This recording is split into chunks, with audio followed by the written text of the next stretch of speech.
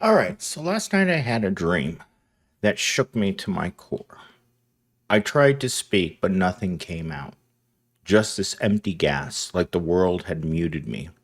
When I woke up, I realized that wasn't a nightmare. That's exactly what it feels like working a job where you're overworked, underpaid, and too scared to say anything because silence is safer than starving.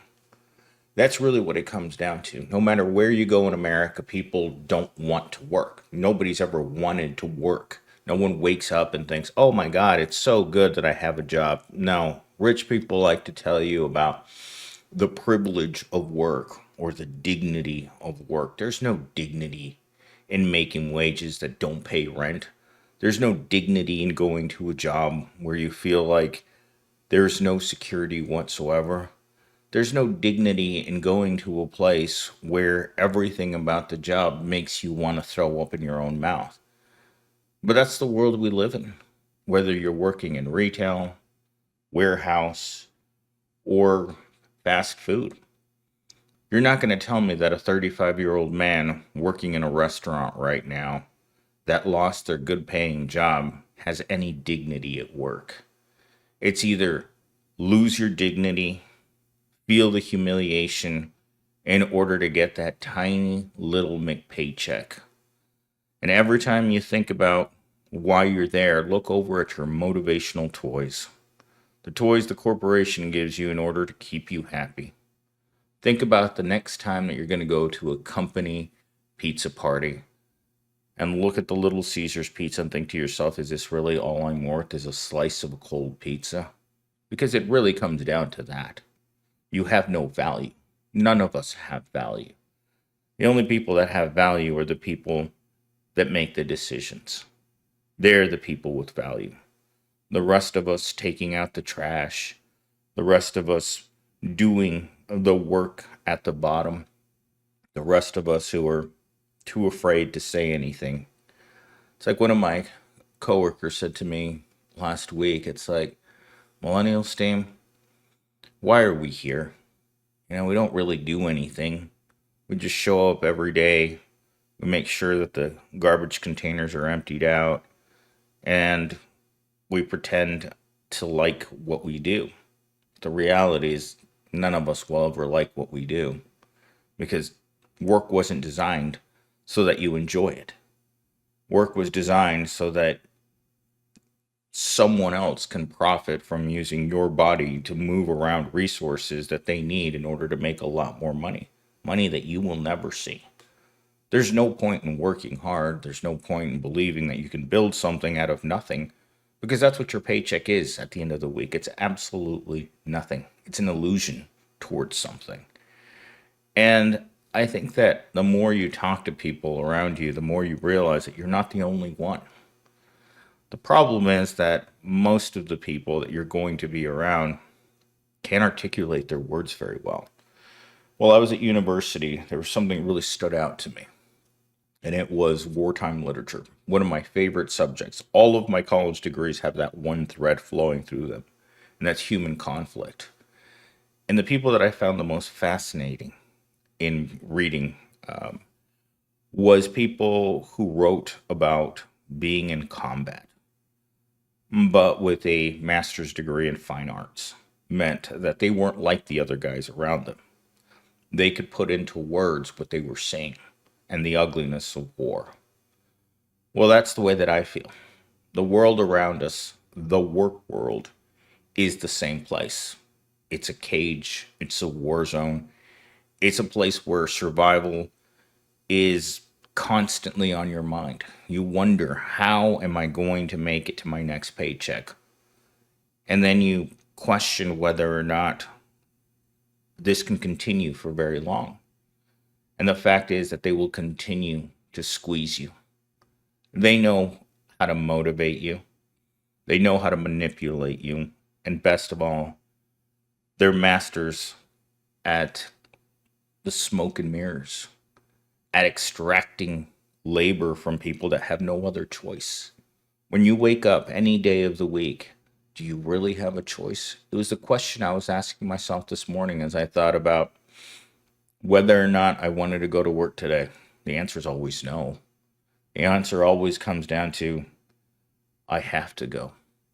There's no job in this world. People ask me this question all the time. Millennial Steam, where do you see yourself working? It's like just another dump, just another junkyard. If it's not here, it's over there. If it's not over there, it's down the street. But it's always another junkyard. There are no real jobs for people like us at the bottom. It's just another cage, another wage cage where we're going to do time. Work isn't so much work, it's a sentence, it's a whole. It's the work release program. It was always built that way. Talking point number 1. Most workers aren't silent because they're apathetic. They're silent because they're afraid. Afraid of being fired, replaced, blacklisted, labeled difficult. Corporations don't need physically to silence you when financial insecurity does the job for them.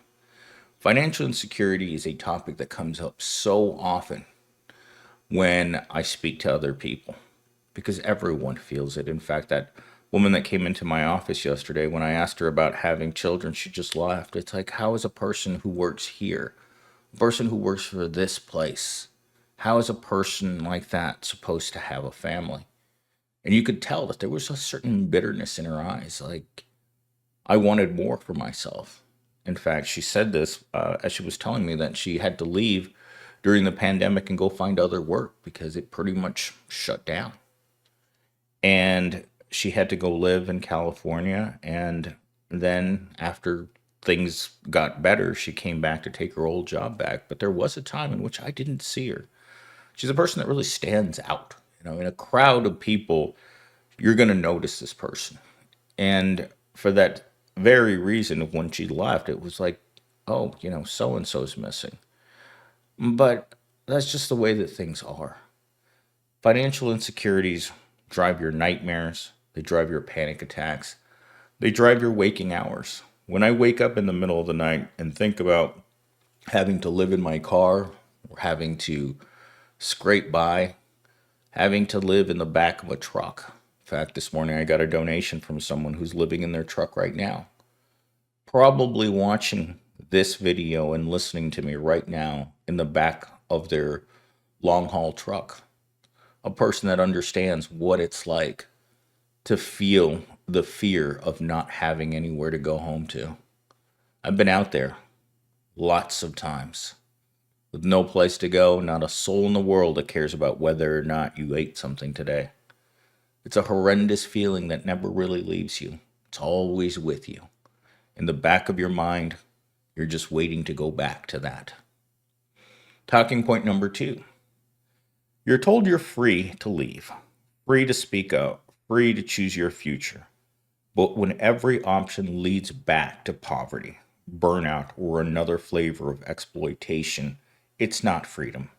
It's a cage with different wallpapers. It's what I've been saying on this channel for 20 years. It's not about your current wage cage. It's about the entire wage cage. The planet Earth is a slave planet. And people get so upset when I say that. But look at the 99%. We don't have power. We don't have a say. We don't make decisions. We accept what the politicians do. And when those decisions lead to very bad consequences, like a failed job economy for the vast majority of us, what are we supposed to do? We just sit around and wait until things change far away from us, where we don't understand why someone would do this to the economy. When so many people were failing already at life, you just made life harder for poor people. You made everything that they need to do just that much more difficult. Because it's not like we're going to get more money as tariffs destroy the world around us, as food gets more expensive, as transportation gets more expensive, and believe me, rent will continue to get more expensive. Yesterday, I sat down with the property manager of this apartment complex and I said, look, you sold me a lemon. The electricity's bad here. I have peeling paint on my walls. I have a washer and dryer that doesn't work. I have plumbing that looks like crap. This apartment isn't worth what you're charging me for. And he just looked at me like, what do you want? You want to get out of your lease? And I said, no, I have no place to go. Now, this is the cheapest place around, but it shouldn't be like this. And he's like, well, we can fix it. It's like, I've been asking you to fix it for a month. And you guys claim that there's nothing wrong. And now there's no power on that side of this tiny little proletariat cage. They don't care. You don't pay your rent. 5 days from now, you will have a notice on your door, and 10 days later, they will be putting an eviction notice on your door. That's how quickly eviction comes. They don't give you a chance to find another job. They don't care that you can't find another job. We still have the same lady who got evicted from her apartment right after the pandemic, floating around in this neighborhood for years now because she doesn't know where to go. She was evicted right down the street, and she keeps moving her shopping carts up and down the street. She's the first video on here that I made on my last channel that got 60,000 views in one day. Because at the time I didn't even know this. That the reason she had her shopping carts parked right outside the apartment gate was because she had just been evicted from within walking distance of the front of that apartment complex. And so you kind of wonder, like, what do you do? Where do you go? And for some reason, they destroy her stuff. And then a few days later, she has more stuff. And every time I pass her, she's doing something. She's folding clothes. She's doing something to pass the time. All right. Talking point number 3.